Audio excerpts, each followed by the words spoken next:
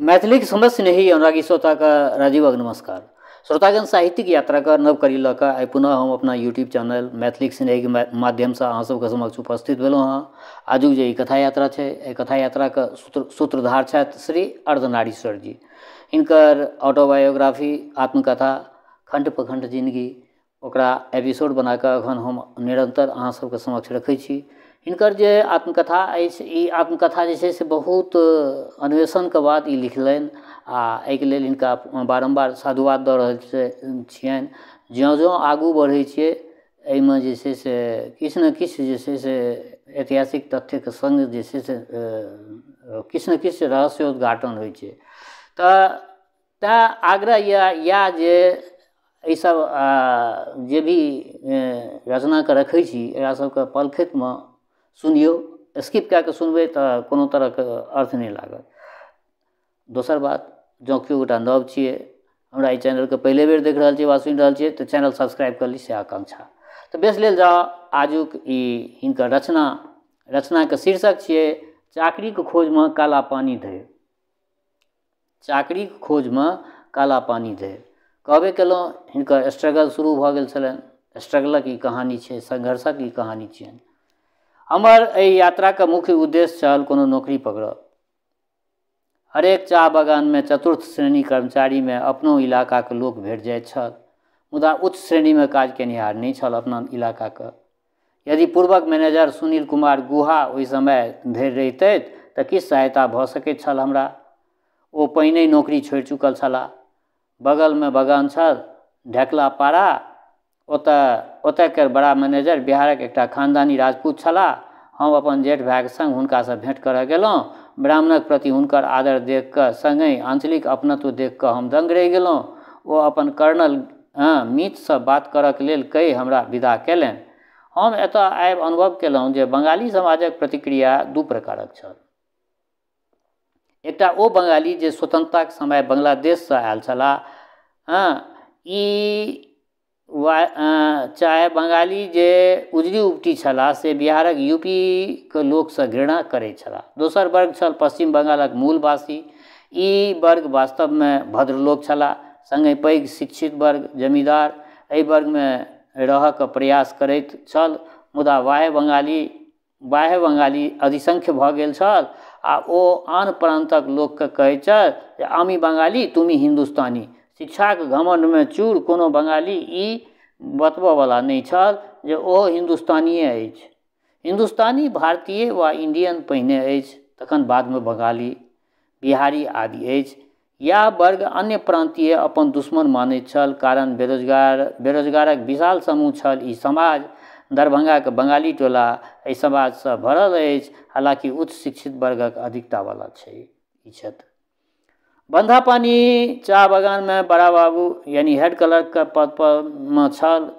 चितो बाबू तथाकथित दलित वर्गक GGMP घीच घाच के मैट्रिक पास, नहीं मैट्रिक हिसाबी अर्थात नफा नुकसानक ततेक तेज जे बड़ा साहब के तेल लगा सहकर्मी स्नातक सबके पछाड़ि के ई पद पौने छलाह। हमर परिचय तखन हुनकासँ करायल गेल तऽ एकदम अशिष्ट होइत ओ कहलनि जे हम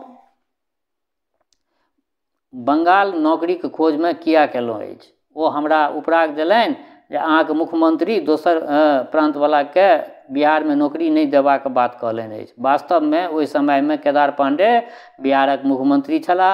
ओ बिहारक नियोजित कार्यालय यानी एम्प्लॉयमेंट एक्सचेंजमे तृतीय श्रेणी कर्मचारी तक के पद पर सिर्फ बिहारीके निबंधनक आदेश दऽ देने रहथिन। एतेक तक तऽ ठीक छल, मुदा एहि बात पर नमहर भाषण घातक भऽ गेल। कीर्तन कम भऽ सकल आ हरिबोल ज्यादा भेल, कारण हमर अनुभव अछि जे एहि आदेशक बादो धड़ल्लेसँ आन प्रान्तक लोक एतुका सिस्टममे छिद्र निकालि निबंधन करबैत रहल तऽ दोसर दिस बंगाल सन प्रान्तमे एकर तीव्र प्रतिक्रिया भेल छलै। दोसर तरफ हमरा पिताजीसँ किछु जेठ सुचिन मुखर्जी छलाह, बुद्धिजीवी स्नातक। ओ वास्तवमे भद्र लोक छलाह। प्रतिदिन सायंकाल अपन संग ओ टहलै लऽ जाइत छलाह हमरा। एहिमे हमरा संग ओ अंग्रेजीमे बात करैत छलाह, कारण हिंदी ओ नहीं बुझैत छलाह आ बंगला हम नहीं बुझैत छलहुँ। एहिसँ पूर्व हमरा स्पोकन इंग्लिशके अनुभव नहीं छल, तथापि हम अंग्रेजीके ओहन माजल विद्वान संग बात कऽ लैत छलहुँ। पता नहीं हमरा में की देखलनि ओ जे अंग्रेजी के किछु किताब ओ हमरा पढ़बा लेल देलनि। एतय हमरा साम्यवादी विचारधारा के साक्षात्कार भेल। एकटा किताब जे एखनो हमरा ध्यान में अछि ओ छल द कल्चरल रिवोल्यूशन ऑफ रशिया, अर्थात रूस में सांस्कृतिक क्रांति। ओ किताब देने छलाह हमरा पढ़ै के लेल। एहि किताब में किताबक किछु उद्धरण हम कॉपी पर लिखने रही। एहि प्रकारक हमर मानसिक संप्रेषण होइत रहल। ओतय हमरा सन पढ़ुआ लेल एकमात्र विकल्प छल ओतुका आदिवासी नेपाली मजदूर के ध्यान में राखि खोलल गेल हिंदी माध्यम के स्कूल। बाटा छल। ओहू में बिहारी आ यूपी वाला के उपरौज रहैत छलै, तथापि अनेक मैथिल घोषियाई में सफल भेल छलाह। मुदा से दोसर मैथिल के सहयोग करितैथ से भाव नहीं छलनि हुनका सबमे।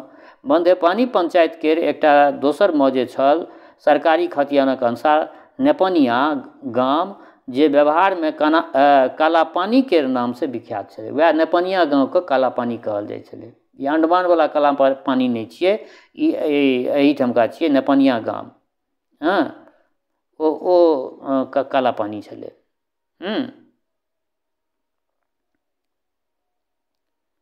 ओकरा कालापानी के नाम से विख्यात छलै। बंदापानी के तुलना में छोट गाम 382 हेक्टेयर अर्थात लगभग 1000 बीघा के अंदर रकबा आ जनसंख्या एखनो 1000क अंदर अछि। एतय कोनो स्कूल नहीं छै। तैं ई भेल जे हम ओतय के प्रधान से भेंट करी। ओहि समय में ओतय जयबाक कोनो चालू रास्ता नहीं छलै। तैं 9-10 बजे से 3 बजे के बीच लोग जंगले के एक पेरिया से जाइत छल। हम दुनू भाई एक दिन साइकिल से विदा भेलहुँ। रेती फ्रास यानी रित्ती फॉरेस्ट के अप्रभंश भऽ कऽ रास्ता छल। हम सब 10 बजे करीब ओहि गाँव पहुँच गेलहुँ। मुखिया वा प्रधान एकटा नेपाली मूलक छलाह। काठक खुट्टा पर व्यवस्थित प्रथम तल में बैठक खाना छल। नीचाँ गाय बकरी मुर्गी आदि के रहबाक व्यवस्था छल। गामक सबसँ सुभ्यस्त लोक शायद इएह छलाह। कदाचित ओतय ओ उच्च जातिक सेहो छलाह। हमरा सभक स्वागत ओ बड़े उदार पूर्वक कयलनि। हमरा लोकनि के ध्यान में राखि ओ दूध में चाह बनबौलनि। हम मुर्गा मुर्गी मुसलमाने के बीच देखने छलहुँ, मुदा नीचना कुकरुकू भऽ रहल छल से ऊपर चाह पीबाक बाध्यता हो से एक प्रकारक परीक्षा छल हमरा लेल। हमरा मुँह से तऽ पहिने हमर मोन औकिया लागल छल, तथापि चाहक घोट लेला से गर्दन के नीचाँ जायब कठिन भऽ गेल। लेकिन चाकरी के लेल ई बहुत पैघ बलिदान नहीं कहबै। से कहुना 2-4 घोंट पीब कऽ कप नीचाँ राखि देलहुँ। तकर बाद सिगरेट ऑफर भेल हमरा। हमसब विनम्रतापूर्वक अस्वीकार कऽ देलहुँ। एहि बीच मुखिया तथा हमरा भाई के बीच नेपाली में बात होइत रहल आ हम बोक जकाँ सुनैत रहलहुँ। ओना बेरोजगार लोक के बोक बना दैत छै समाज। दूरवास से यात्रा से कोनो आशा कऽ कऽ हम नहीं चलल छलहुँ। तैं परिणाम से निराश नहीं भेलहुँ। हालांकि एहि यात्रा के अनुभव हमरा जीवन क्रम में परीक्षा के रूपे प्रभावित केलक। हमरा नव भौगोलिक स्थिति आ सामाजिक परिवेश के अनुभव भेल जे आगू के लेल हितकारी भेल। जंगली हाथी के स्वतंत्र मदमस्त विचरण करैत देखऽ के सौभाग्य हमरा भेटल।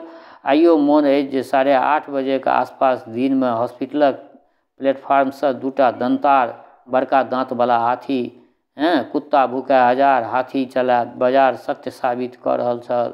लोग दूरे से जय गणेश कहैत देख रहल छल। कियो कोनो बाधा नहीं उपस्थित केलक। हाथियो बिना कोनो अभिघात केने चलैत रहल। मुदा हमरा जीवन में मनुज हाथी हमरा भाग्य के अभिघात कर चुकल छल जे तुरंत बुझक कोनो उपाय नहीं छल।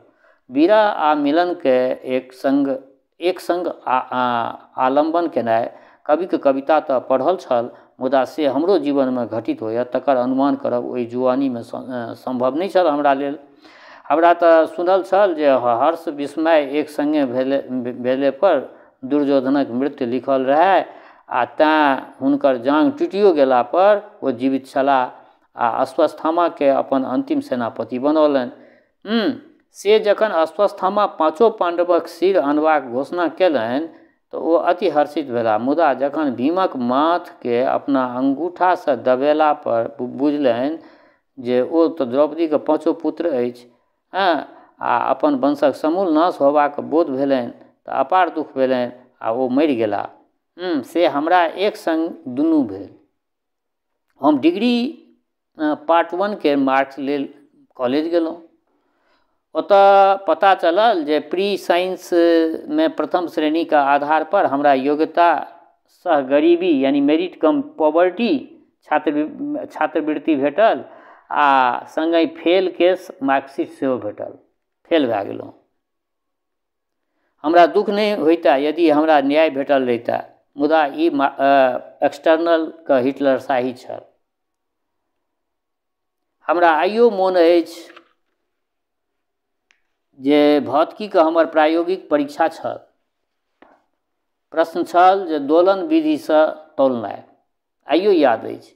ई बहुत कठिन प्रयोग नहीं छल आ हम ई बना लेने रही। तथापि पास करऽ के 10 नंबर के बदला हमरा 4 नंबर देल गेल छल।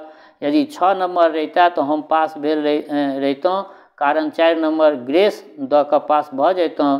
आ ई कृत्य केनिहार छलाह मारवाड़ी कॉलेज दरभंगा से आयल NN झा नामधारी एकटा प्रोफेसर। ओहि समय में विशेषतः किछु ब्राह्मण प्रोफेसर बदनाम छलाह, कारण हुनक पहिल उद्देश्य रहैत छलनि जे किछु निर्धारित प्रतिशत छात्र के फेल करब। एहने एकटा हराशंक प्रोफेसर KS कॉलेज मुजफ्फरपुर के रसायन के प्रोफेसर आ लेखक कहने रहथिन, सुनकांत, जतेक हम पढ़ि के बिसरि गेल होयब ओतेक अहाँ पढ़नो नहीं हैब। से प्रथम श्रेणी के करीब नंबर रहितो हम फेल भऽ गेलहुँ। जीवन में ई पहिल अवसर आ कदाचित अंतिम अवसर छल जाहि परीक्षा में फेल होबाक कारण हमरा नहीं किछु भेटल हो। ओना बाद में एहन अवसर और आयल जखन मनुखक अन्याय के हम शिकार भेलहुँ। से बात बाद में। हम राजा दुर्योधन नहीं छलहुँ जे सुख दुख एक संग पाबि कऽ मरितहुँ। हमरा लेल ई नित्य क्रीड़ा छल। हम दुनू चीज लऽ कऽ घुमि एलहुँ। माय साहस देलनि, जा लड़ै छै सएह हारै छै। एकर ई अर्थ नहीं जे हमरा मानसिक आघात नहीं लागल हो। एहन में हम एक बेर निश्चय कयल जे आब साइंस के तिलांजलि दऽ दी। हम CSB कॉलेज डियोढ़ घोघडिया के तत्कालीन प्रधानाचार्य डॉक्टर बाल गोविंद झा व्यथित से संपर्क केलहुँ। ओ कहलनि जे अहाँ मानि लिअ जे 2 साल पढ़बे नहीं केलहुँ, कोनो TC के फेर में नहीं पढ़ू आ स्वतंत्र छात्र के रूप में हमरा कॉलेज में फॉर्म भरू। हम सएह कयल, किछु किताब कीनल आ घरे पर स्वाध्याय करऽ लगलहुँ। फैराडेज लॉज ऑफ इलेक्ट्रोलाइसिस के बदला में एडम स्मिथ आ मार्शलक अर्थशास्त्र के परिभाषा पढ़ऽ लगलहुँ, यानी आर्ट सेक्शन में आबि गेलहुँ। इतिहास के तारीख याद करऽ लगलहुँ आ सरकारक परिभाषा पर चिंतन करऽ लगलहुँ।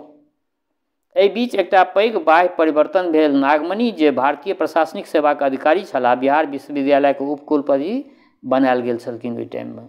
ओ अबैत देरी परीक्षा के ओ कड़ाई केलनि जेहन परीक्षा हेबाक चाही। परीक्षा के कड़ाई कऽ देलखिन। ई हमरा लेल वरदान भऽ गेल। परीक्षा के शुचिता के कारण कॉपी ठीक से देखा लागल आ उचित नंबर भेटऽ लागल। प्री साइंस आ डिग्री पार्ट 1 जे बहती गंगा में हमहूँ भसियाल रही, से हमरा जीवन में से एकदम बाहर चलि गेल। आब तऽ लगैत अछि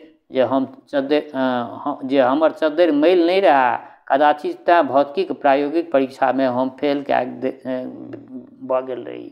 एहि बेर हम चिक्कन से इंटर पास कऽ गेलहुँ, मुदा जीवन में तऽ प्रतिक्षण परीक्षा अबैत रहैत छै। से हमरो सोझाँ अनेक परीक्षा ठाढ़ छल। बड़ा रोचक हिनकर संस्मरण अछि हिनका जीवन के। फेल भेलखिन, तकर बाद फेर ई आर्ट में एडमिशन लए कऽ आ तखन फेर से ई एग्जाम दए कऽ ग्रेजुएशन केलखिन, इंटर केलखिन। हमरा लगैत अछि जे मनुख जखन अपना के बूढ़ बुझए लगैत अछि, ओ अपन सब काज, खास कऽ कऽ बेटा बेटी के बियाह जल्दी से कराए मुक्त होमय चाहैत अछि। एखन हमहूँ केलहुँ। बेटा बेटी के बियाह बादो पौत्रक उपनयन करेबाक, लेकिन से सब अनुभव तऽ आब होइत अछि जखन स्वयं 60 के पीढ़ी बनलहुँ तखन। हम जखन 20 वर्षक छलहुँ तखन अभिभावक के एहि मनोविज्ञान के बुझऽ के अवगति हमरा नहीं छल। हमरा लग तऽ सतत आगू बढ़बाक समस्या, विकराल मुँह बेने ठाढ़ रहैत छल, अथवा चाकरी कोना भेटत, गुजर कोना चलत, तकर चिंता रहैत छल। हमरा जनैत मनुखक युवावस्था दो पाटनके बीच पिसाइत रहैत छै। एक तरफ देहमे होइत जैविक परिवर्तन, बायोलॉजिकल चेंज व्यक्तिके कामेच्छा उत्पन्न करैत छै, दोसर दिस कर्तव्य एवं भविष्यक चिंता ओकरा कार्योन्मुख बनबय चाहै छै आ बनल रहय चाहै छै। लेकिन संगहि हमरा लगै छै जे कोनो अपढ़ के तुलनामे पढ़ऽ लिखऽमे तेज व्यक्ति बेसी कामुक होइ छै। हिंदू मान्यता में ब्रह्मा के अपना बेटी सरस्वती से विवाह हो वा एडम आर ईव के ईश्वर से स्खलित होबाक प्रसंग हमरा दृष्टि में एके सत्य दिस इशारा करैत अछि। कुरानक आदम आ हव्वा कथा सेहो ईसाईय मान्यता का विस्तार थिक। हिंदू मान्यता के अनुसार सरस्वती ब्रह्मा के मानस पुत्री छली, लेकिन ज्ञानक देवी अप्रतिम सौंदर्य से मोहित ब्रह्मा हुनके से विवाह कर चाहलखिन। ज्ञानक देवी के ई अनुचित लगलनि। ओ चारू लोक में नुकेली, मुदा ब्रह्मा ताकि लेलथिन। एहन में अंततः ओ विवाह तऽ भेल आ हुनका दुनू से स्वयंभू मनु आदि मनु के जन्म भेल, जाहिसँ मनुष्य या मानव के विस्तार भेल। आदम आ ईव के कहानी में ईश्वर पहिने आदम के निर्माण केलनि आ हुनका पाँजर के हड्डी से ईव के। ई दुनू ईडन के गार्डन में सुखपूर्वक रहय लगला। ईश्वर हुनका लोकनि के ज्ञान वृक्षक फल खेबा से मना केने छलनि, लेकिन एकटा सर्प ईव के प्रेरित केलक आ ओ मानव के आदि पुरखा बनला। एडम आ आदम से विवाह बैसली। विवश आदम अपने तो फल खेबे केलनि, संगे ईवो के ओ फल खुआ देलखिन। एकर प्रभाव से दुनू के अपन अपन आभास भेलनि। ओ दुनू लज्जा के अनुभव केलनि। अपना ओतऽ बरदीव कहबियो छै जे ज्ञाने के गराइन छैक। एहिसँ एतबा तक ज्ञात होइते अछि जे जखन मनुष्य ज्ञानी भेल, सभ्यता के विकास भेल, तऽ विवाह संस्था के निर्माण, व्यावहारिक व्यवस्था के प्रारंभ भेल। हमर पिताजी नौकरी छोड़ि कऽ गाम आबि गेल छलाह। ओ मधुमेह बीमारी के कारण एकदम दुबरा गेल छलाह। हमरा सबके विवाह ओ जल्दी से जल्दी करबऽ चाहै छलाह। हमर जिम्मेदारी हमरा अपन विवाहक विरोधी बना देने छल। हमरा अंदर कतौ न कतौ महत्वाकांक्षा आबि गेल छल। हम पढ़ल लिखल कन्या चाहै छलहुँ। हम विवाह से पहिने स्वावलंबी बनऽ चाहै छलहुँ। हम नौकरी पकड़ऽ चाहै छलहुँ। एहि लेल हम माता पिता के विरोध तक पर आबि गेलहुँ। हमरा माता पिता के अपन आर्थिक तंगी के एहसास छलनि, तैयो नहि जानि ओ लोकनि कियाक हमरा विवाहक जिद पर अड़ल छलाह। एहन में हमहूँ विरोध पर उतरि एलहुँ। हम इंटर में परीक्षा कोना दऽ सकब ताहि मादे प्रयत्नशील रही। हम ड्योढ़ गेल रही, ओहिठाम पढ़ै छलहुँ मामा गाँवमे। एम्हर हमर विवाह ठीक भऽ गेल। हमरा बयाहटि आयल, मुदा हम नहि गेलहुँ। एहन में हमर माय पिताजी दुनू गोटे हमरा मातृक ड्योढ़ आबि गेला। ड्योढ़ में सब हमरा समर्थन में छल, तथापि हमरा पिताजी के विरोध करऽ के साहस किनको में नहि छलनि। हम जे एकाध शब्द समस्या रखलहुँ तऽ ओतहि हमर माय हमरा ठुनका लऽ कऽ मारै के लेल अपन हाथ मुँह धरि अनलनि, तऽ नानी हाथ पकड़ि लेलथिन।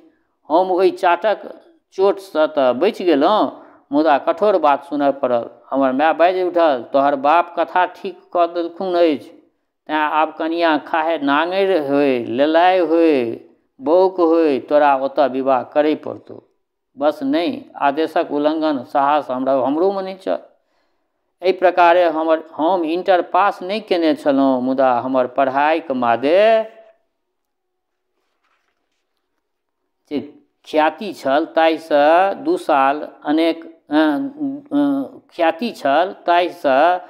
सालसँ अनेक कन्यागत आबि चुकल छलाह। ओहिमे जे पढ़ाई संग संग जमीन जथा तकै छलाह से आपसो भेल छलाह। एहने एकटा कन्यागत हमरा पूछि बैसल छलाह जे अहाँके कतेक जमीन अछि। हम जवाब दऽ बैसल छलियनि जे अछि से संगे देखैमे अछि। सुनि कऽ हुनका संग आयल, समांग हुनका बहुत फटकारने छलखिन, मुदा हटनीक कन्यागतके सब किछु बुझबा आ देखबाक आवश्यकता नहि छलनि। पूर्वक संबंधमे हुनका सबके सब बात बुझल छलनि, यानी हमर पुरान रिलेशन हटनीमे छलनि हुनकर लेखकके। एहनमे हमरोसँ नामी कुशकन्हा हटनीमे हमर विवाह 10 दिसंबर 1972 ईस्वीके वत्स गोत्री अरैवार कुलमे विवाह पंचमीके राति भऽ गेल आ मोती नाम धारिणी अर्धांगिनी बनि कऽ आबि गेली हमरा जीवनमे। तऽ बेस श्रोतागण, आइ हिनकर ऑटोबायोग्राफीके ई हिस्सा, हिनकर विवाह केना भेलनि, इंटरमे कतेक हिनका व्यवधान एलनि, सारा किछु रखलहुँ हँ। आग्रह यऽ जे सम्पूर्ण रचना सुनलाक पश्चात अपना प्रतिक्रियासँ अवगत करायब। दोसर बात, हमर श्रोता चाहे गाँवमे रहै छी वा प्रदेशमे, देशमे रहै छी वा विदेशमे, जतऽ कतौ रहै छी, स्वस्थ रहू, निरोग रहू, अपना आचरणके पवित्र बनेने राखू। माता जनक नंदिनी जगदम्बा माँ वैदेहीके कृपा सदिखन अहाँ सब पर बरसैत रहा। शुभकामनाक संग जय मिथिला, जय मैथिली।